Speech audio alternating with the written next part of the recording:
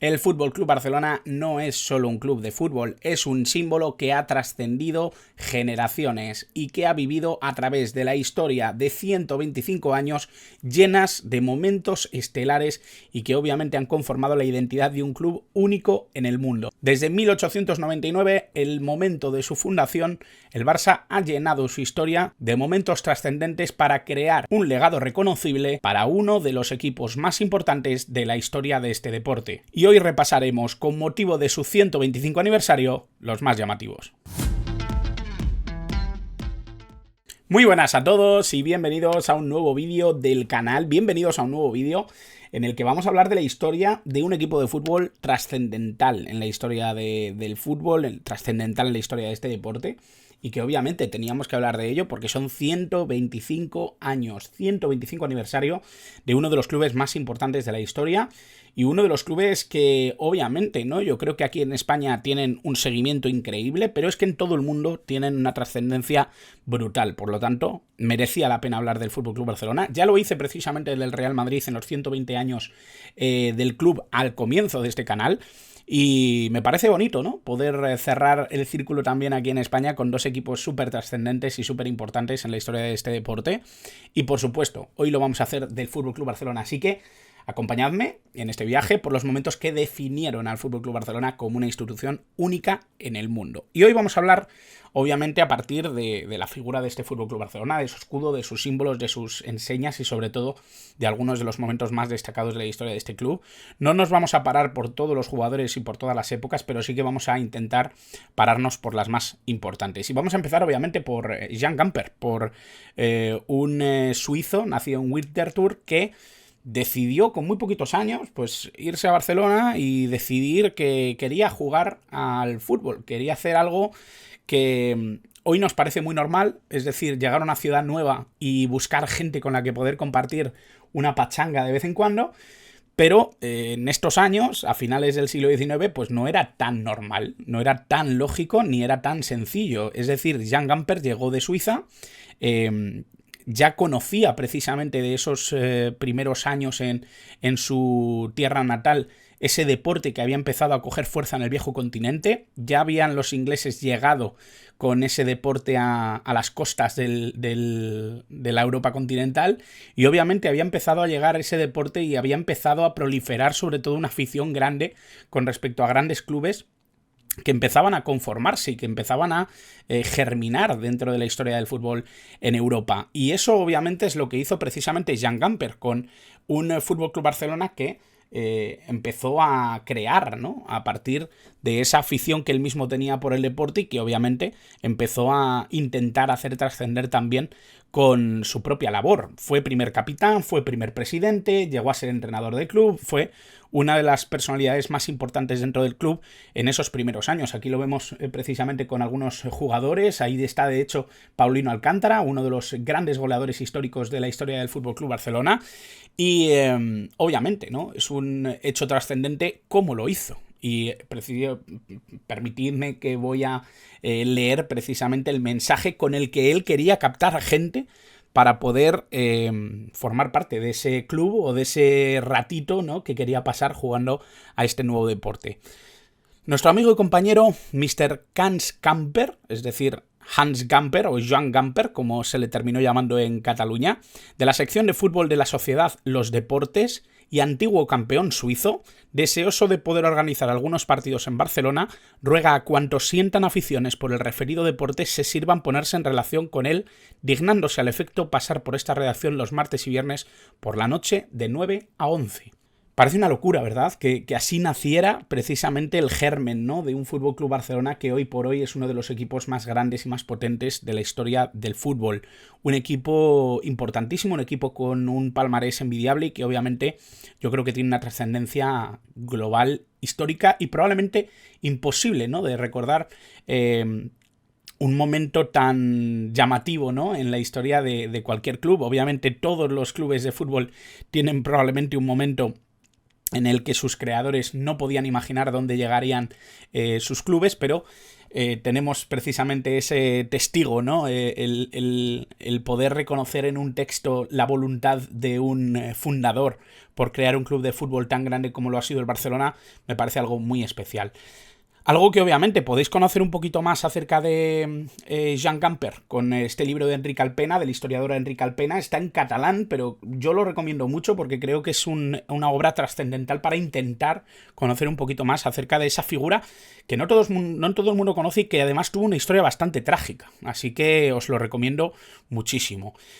El Barça y su primer escudo, ese escudo que obviamente nosotros reconocemos con el actual, no tenía nada que ver con el primero, pero sí tenía mucho que ver con el arraigo del propio club a la ciudad. Era calcadito al escudo de la ciudad de Barcelona, por lo tanto, lo que es el escudo clásico que hoy conocemos dentro del FC Barcelona es de 1910, es decir, unos añitos después de que se fundara el club, casi una década, vamos, 11 años después, justo fue cuando se empezó a dar esa estructura que hoy conocemos como el escudo del Barça. Símbolos muy reconocibles dentro del escudo que realmente se han respetado bastante, siempre ha habido cambios, pero no demasiado fundamentales, yo creo que más estéticos que otra cosa. Quizá en 1920 esas líneas amarillas entre las franjas azules y granas, quizá ese cambio en las siglas en el periodo franquista, cambiando el orden entre fútbol club o club de fútbol, y poquito más, ¿no? Yo creo que el elemento más estético, el cambio más estético con respecto a esa minimización, ¿no? de los símbolos se dio precisamente en 2002. Un escudo que obviamente respeta los símbolos fundamentales, la señera como representación de Cataluña y de la importancia de Cataluña, la cruz de Sant Jordi, muy propia de la ciudad de Barcelona, ambos símbolos reconocibles también dentro del escudo de la ciudad, las 4 franjas azules, las 3 franjas granas dentro del escudo, el balón de fútbol obviamente como centro de la importancia de este club y obviamente las siglas y la reconocidísima silueta del escudo del FC Barcelona. Más allá de esto, obviamente, ¿no? La significación que siempre ha tenido el club con Cataluña viene referida no solo a un periodo histórico convulso, sino también a lo que fue precisamente esos comienzos del siglo XX para la proliferación de un nacionalismo dentro de Cataluña muy importante, como se dio en otros lugares, ¿no? Yo creo que es bastante lógico entender, supongo que habrá gente que no le guste, gente que no lo respete del todo, pero creo que es importante conocer un poco la historia y la cultura de estos clubes de fútbol que han nacido y que han vivido y que se han visto en una historia paralela precisamente al sentimiento político, social, cultural de un momento determinado de la historia. Y en el caso del Barça, yo creo que siempre se ha visto significado por un movimiento catalán que tenía mucha importancia y que precisamente en el franquismo tuvo una relevancia particular con el asesinato de Josep Sunyol en 1936. Yo creo que hay pocos símbolos más fuertes, ¿no?, que ver cómo un presidente de un equipo de fútbol fuera asesinado o fuera ajusticiado, ¿no?, por un régimen político que iniciaría en 1936 y que terminaría, como todos sabemos, ya en los años 80. Así que es importante, ¿no? Yo creo en los años 70, finales de los 70. Es importante, ¿no?, reconocer esto y obviamente darle una importancia a esa significación, a esa identidad, por mucho que podamos estar o no estar de acuerdo. Eso ya es otro tema, pero hay que darle la importancia que tiene porque yo creo que la identidad del propio club también se ha visto influenciada por esto. Hay que pasar ya a hablar y reconocer sobre todo el valor de muchos de los jugadores en las distintas etapas de este equipo. Obviamente uno de los más importantes fue Ladislau Kubala, un húngaro que llegó precisamente al FC Barcelona para cambiar de arriba abajo el club. Otros jugadores importantes como César Rodríguez, que fue máximo goleador histórico del Barcelona hasta la llegada de un tal Leo Messi. Por lo tanto, jugador fundamental para entender un poco ese periodo de los años 50, aquí precisamente con la Copa Latina celebrando el título. Creo que es bastante interesante hablar también de Antoni Ramallets. Hay bastantes jugadores que podríamos tener aquí, pero nos vamos a quedar con estos. Y es un Barça importante el de los años 50, un Barça que inicia precisamente con la llegada de Kubala en 1950, pero que tiene su cierto impulso, ¿no?, en esos primeros años. En la temporada 51-52 gana las 5 copas importantísimas en la historia del Barcelona en un mismo año, Liga, Copa del Generalísimo importantísimo, la actual Copa del Rey, Copa Latina, Copa Eva Duarte y Copa Martini Rossi. Tanto la Latina como la Martini Rossi eran competiciones muy, muy reputadas en Europa previas a la Champions League, por lo tanto hay que darle una importancia tremenda.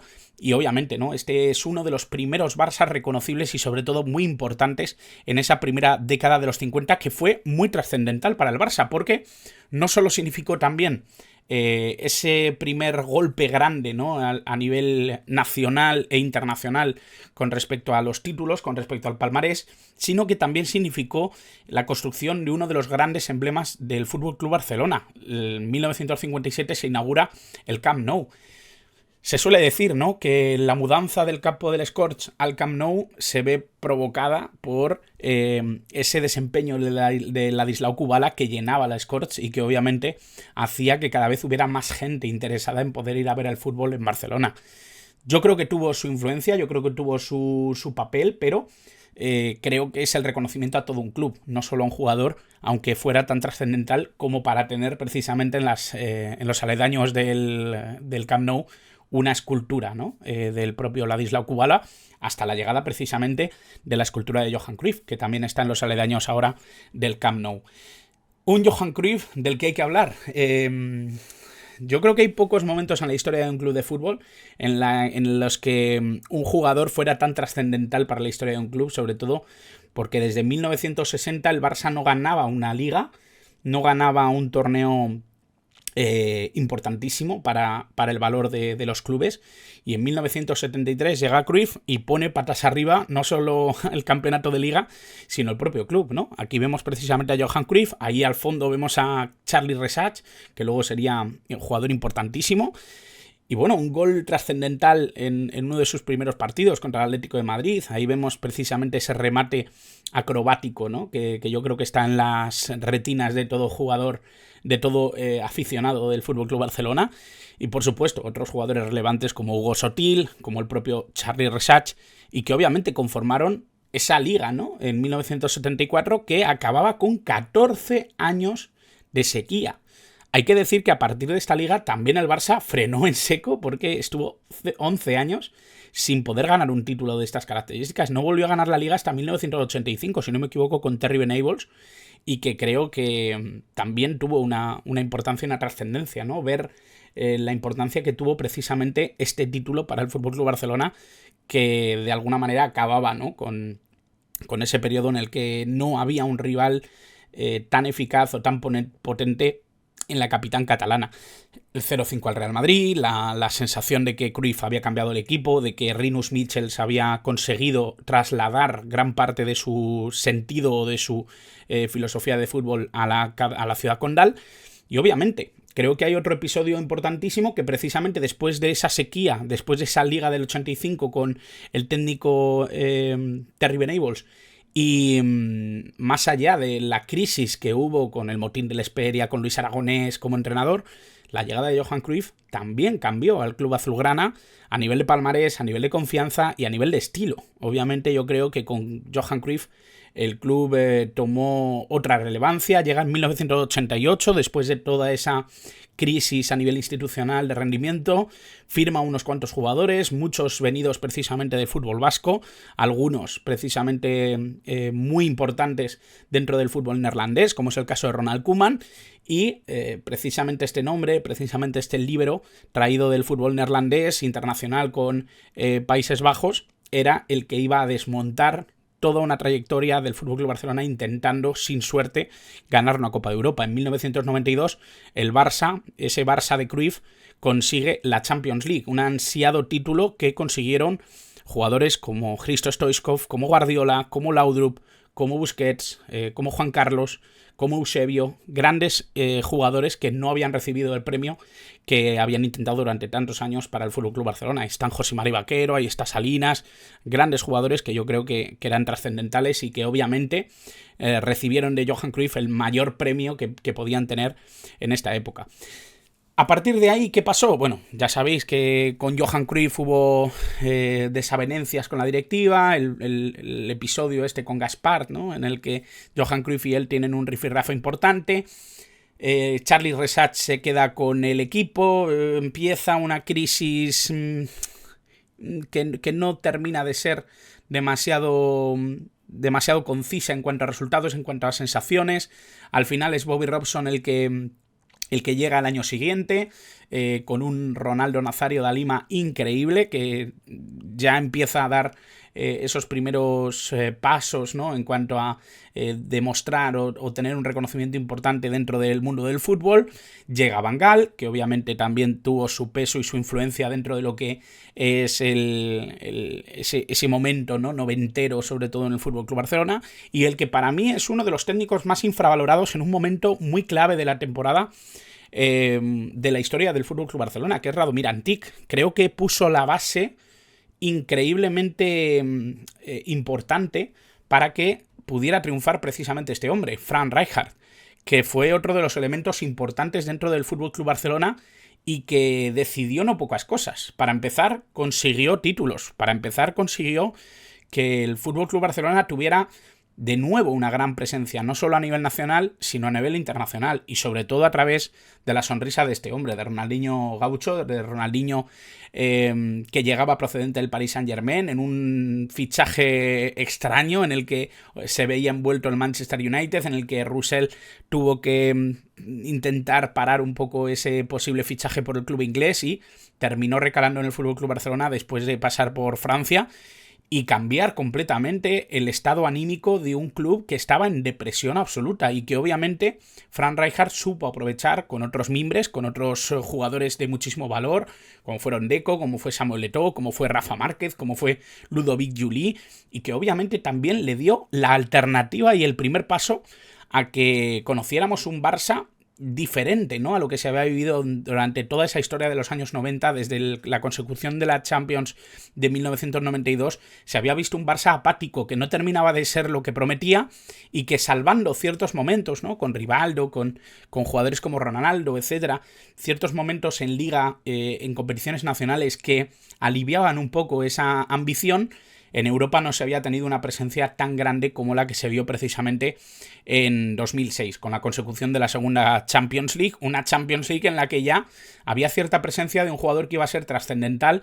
para el futuro de la entidad. Y aquí ya empieza lo que me parece muy certero decir que es el mejor periodo de la historia del FC Barcelona. Leo Messi y Pep Guardiola unidos por un mismo sentido, ¿no?, de buscar el mejor nivel de un jugador como Lionel Messi y el mejor nivel como entrenador de un Pep Guardiola, que sigue triunfando obviamente y que sigue haciéndolo muy bien en otros equipos, pero que tuvo ese primer paso en el Barcelona después de que fuera el elegido, después de la marcha de Frank Rijkaard, fuera promocionado desde el Barça B y que obviamente tuviera una enorme trascendencia entrenando jugadores tan importantes como Xavi, como Iniesta, como Puyol, como Piqué, como Sergio Busquets. Creo que hay muchos nombres que se podrían decir precisamente por todo lo conseguido por Guardiola en este periodo. Su llegada precisamente al principio fue cuestionada, pero cambió radicalmente, ¿no?, el estilo y la forma de ver este FC Barcelona, que regresó quizá a esos días en los que Cruyff había cambiado el club a todos los niveles. Se empezó a confiar mucho más en la cantera, se empezó a dar una visibilidad mucho más grande a esa manera de entender el fútbol, muchas veces también subidos a una filosofía quizá más de palabra que de hecho, pero que se veía reconocida precisamente por lo que pasaba en el campo. Y obviamente, ¿no?, con figuras internacionales y fichajes muy potentes, como puede ser Thierry Henry, como puede ser Sidou Keita, como puede ser Eidur Gudjohnsen, que ahí lo veis también en pantalla, pero con ciertos elementos muy involucrados, ¿no?, en lo que es la trayectoria y el momento de vivir un poco esa masía y de reivindicar el fútbol de cantera. Fueron varias temporadas de Pep Guardiola, pero quizá la temporada del sextete es inolvidable, ¿no? Con figuras como Pedro Rodríguez, que marcó en todos los partidos que jugó en las competiciones en las que participó. Marcó un gol en todas las competiciones que el Barça ganó ese año. Y obviamente, ¿no?, yo creo que es un momento especial en la historia del FC Barcelona y lo que lo convierte seguramente en el mejor Barça de la historia.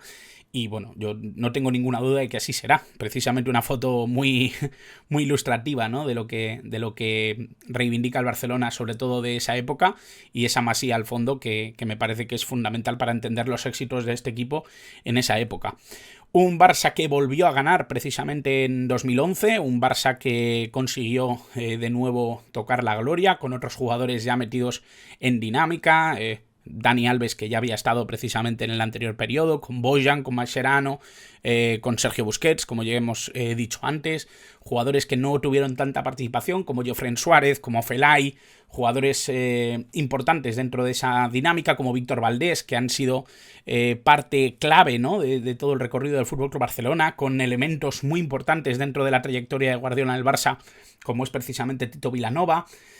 Son jugadores y representantes que obviamente tuvieron que dar un paso a un lado en un momento dado. Hubo un periodo extraño, ¿no?, con Roura, con Tata Martino, pero tuvo que llegar Luis Enrique para volver a hacer brillar este equipo, precisamente subido al talento de estos tres, con la MSN, conocida como MSN de Messi, Suárez y Neymar.